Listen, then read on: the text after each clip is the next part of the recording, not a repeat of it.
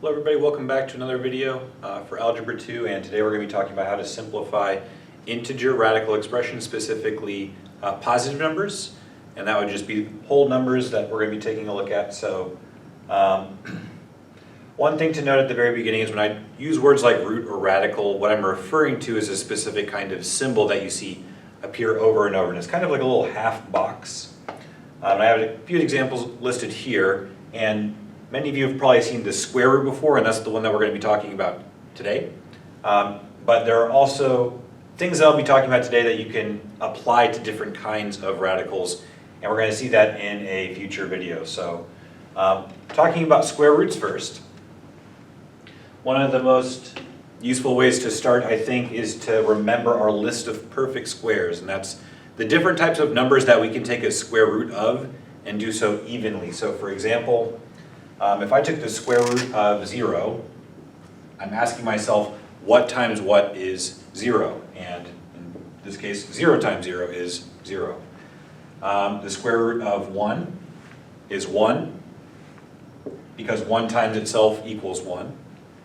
The square root of 4 is 2, because 2 times itself is 4, and so on and so forth. The square root of 9, 3 times 3 is 9. Square root of 16, 4 times 4 is 16, and we could keep writing this list for all sorts of different numbers that we would call perfect squares, right? Square root of 64, this is another perfect square because 8 times 8 is 64. And you can keep going and going on and on and on, even past the numbers that you're used to seeing, right? The square root of 169 is 13. Even though for our times tables we usually in elementary school only go up to numbers like 12. There's a whole long list of perfect squares, and these are the types of numbers that are going to be very useful for remembering when we are trying to simplify numbers that are not perfect squares. Sometimes these can be simplified and sometimes we can't simplify those. What do I mean by that? For example, let's take a look at the square root of 12, right? Now, 12 is definitely not a perfect square. Something times itself does not equal 12. However, you can simplify this expression, right, this radical expression, by breaking it down into factors of 12, one of which is a perfect square. For example, 2 times 6 is 12, but neither one of those things are a perfect square. So while we could break it down that way, it's more useful to try to break this down as follows, right?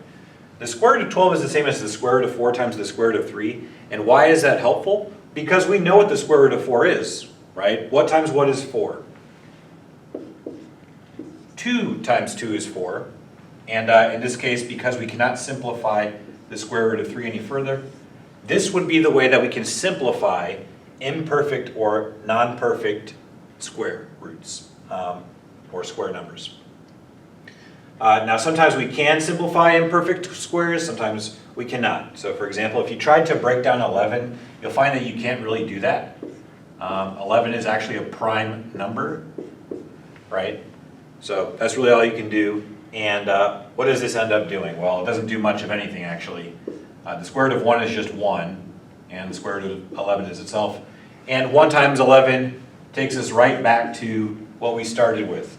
So this is an example of a type of radical expression that can't be simplified, right? Square root of 11 is already as simple as it can possibly be, okay? So that's what I mean when I say sometimes we can simplify radical expressions that have numbers, and sometimes we can't. Let's take a look at something like the square root of 35. Try to break that down. Now what you can find is that 35 is not a prime number, right? We can find other things that multiply to give 35. For example, 5 and 7 both multiply together to give 35. But the point is that neither one of these numbers are a perfect square. So we can't simplify any further, right? This didn't really change anything. We're left with 2 radicals instead of 1. Okay? So actually this is less simple than what we started with. So once again, we can't divide 35 by 4, we can't divide it by 9, can't divide it by 16, can't divide it by 25. We can't divide 35 by a perfect square. Therefore, the square root of 35 is already as simple as possible.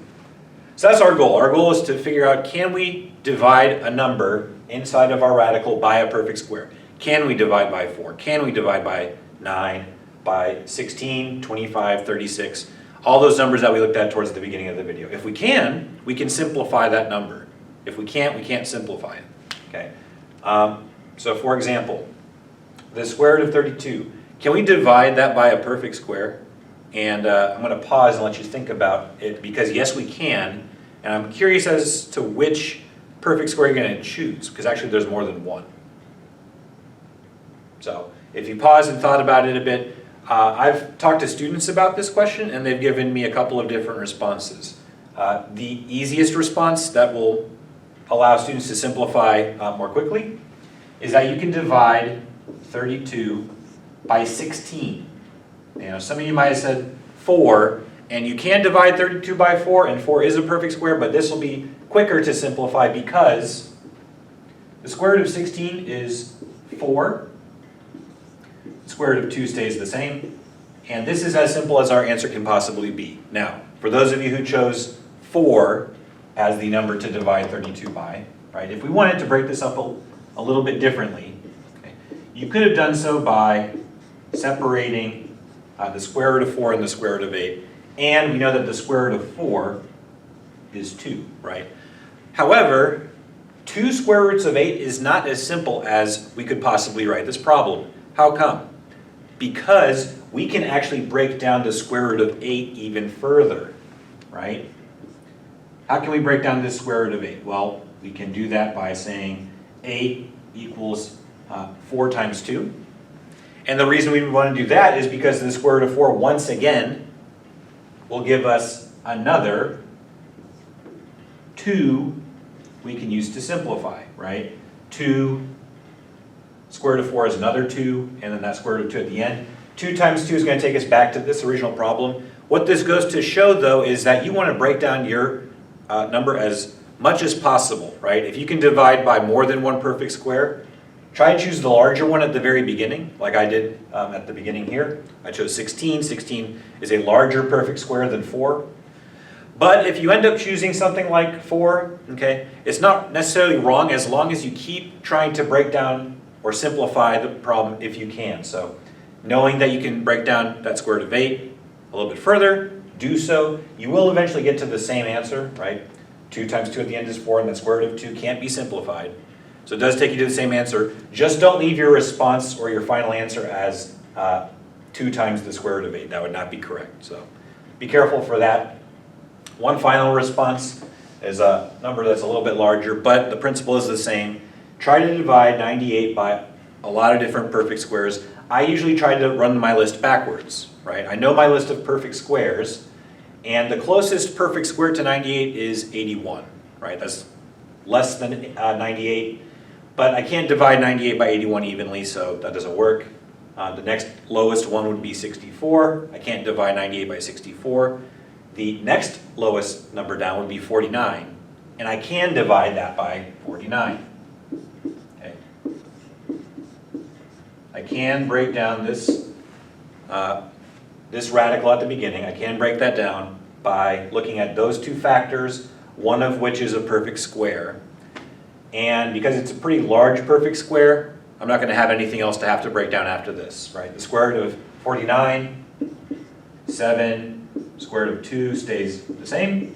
And we always want to write our radicals towards the end, not the beginning, because if we write, let's say, the square root of 2 and then 7, sometimes it can get a little bit difficult to see if that's the square root of 27 or the square root of 2 times 7. So we don't write problems this way at the end. Always put your radical last, if there is one. Something to keep in mind, but hopefully that helps you to see how to simplify imperfect squares, if you can. And we'll see in the next video how to approach some of those other types of problems that involve variables and exponents.